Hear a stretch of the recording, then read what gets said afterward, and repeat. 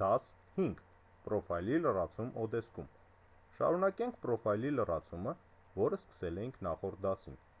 Overview-ն ձեր մասնագիտական արժանինքների համառոտ նկարագրությունն է, որը նախատեսված է հաճախորդներին առաջնային տեղեկություն տալու, թե արդյոք դուք հարմար թեկնածու եք երևում իր ունեցած գործի համար։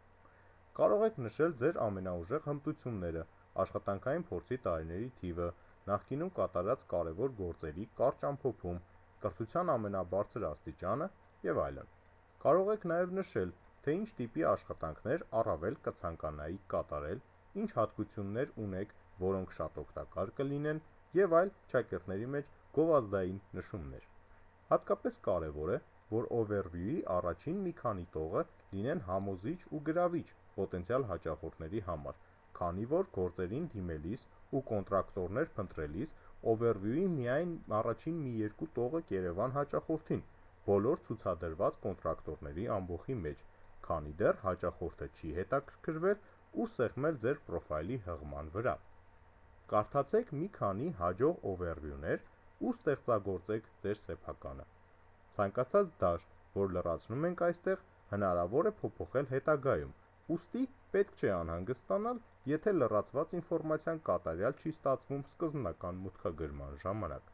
Ամեն դեպքում համոզվեք, որ ձեր գրածը չի պարունակում ուղղագրական եւ այլ տիպի սխալներ։ Skills. Այս բաժնում թվարկում եք ձեր մասնագիտական ընդունակությունները։ Հնարավոր տարբերակները սահմանված են Odesk-ի կողմից, որոնցից պետք է ընտրություն կատարեք։ Հավաքեք մի քանի տառ եւ ցույց կտրվեն այդ տառերի հաջորդականությունը պարունակող բոլոր հնարավոր տարբերակները, որոնցից պետք է նշեք ձեր նկատի ունեցածը։ Odesk-ը թույլ չի տալիս նշել 10-ից ավելի սկիլ այստեղ, ուստի նշեք միայն ամենագլխավորները։ Անգլերենի իմացության մակարդակ. ընտրեք առաջարկվող տարբերակներից ձեզ առավել բնութագրականը։ Սա նրա համար է, որ պատվիրատուները մոտավոր պատկերացում ունենան, թե ինչ կարող են ակնկալել ձեզ հետ զրույցի ժամանակ լեզվական առումով եւ ինչ բարդության անգլերեն պետք է օգտագործեն ձեզ հետ շփվելու համար։ Ավելացրեք բոլոր այլ մարդկային լեզուները, որոնց տիրապետում եք այս կամ այն չափով, նշելով իմացության մակարդակը։ Ընտրեք native մակարդակը ձեր մայրենի լեզվի դեպքում։ Availability to work on Odesk. Նշեք այն մոտավոր ժամանակի չափը, որ կարծում եք կկարողանաք տրամադրել Odesk-ով աշխատելու շաբաթական։ Պահպանենք լրացված դաշտերը եւ անցնենք առաջ։ Նշեք ձեր մասնագիտական փորձառությունը։ Ավելացրեք ձեր աշխատանքային փորձը, որտեղ եք աշխատել, ինչ ժամանակահատվածում եւ ինչ պաշտոնով։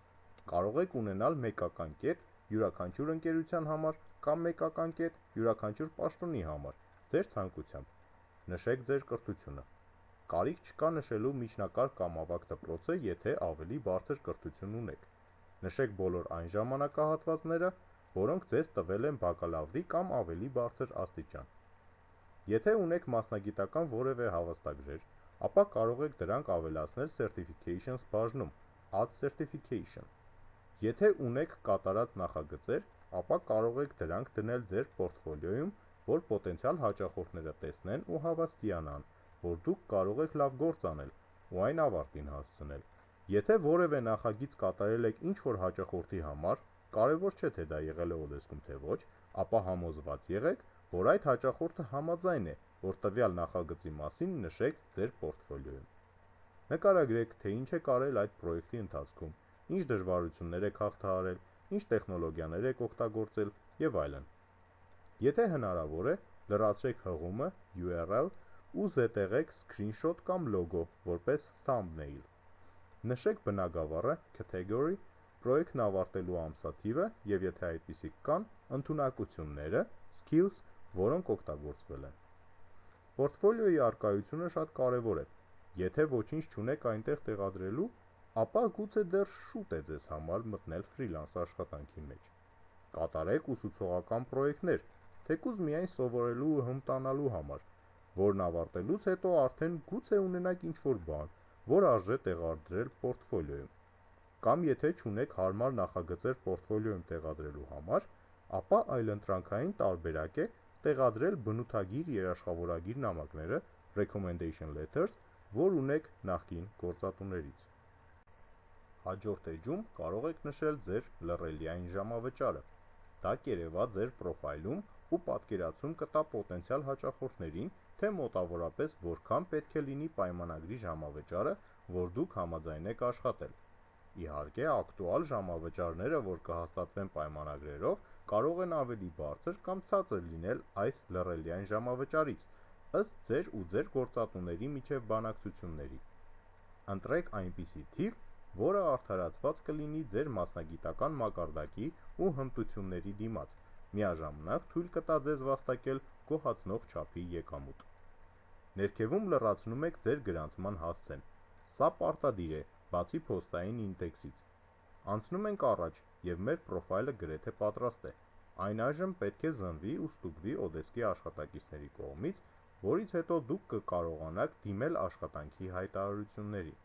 Հնարավորության դեպքում ուղարկեք ձեր պրոֆայլի հղումը Odesk-ում փորձառու որևէ ծանոթ մարդու, ևս մեկ զույգ աչքերը ավելորդ չեն լինի, ու հավանական է դա հանգեցնի սխալների ուղղման ու բաց թողած ինֆորմացիայի լրացման։ Պրոֆայլ ստեղծելը առաջին քայլն է միայն, հաջորդ դասին մենք կդիտարկենք, թե ինչ պետք է անել ու իմանալ, մինչև աշխատանք փնտրելը Odesk-ում։ Մինչ հաջորդ դասը, շնորհակալություն։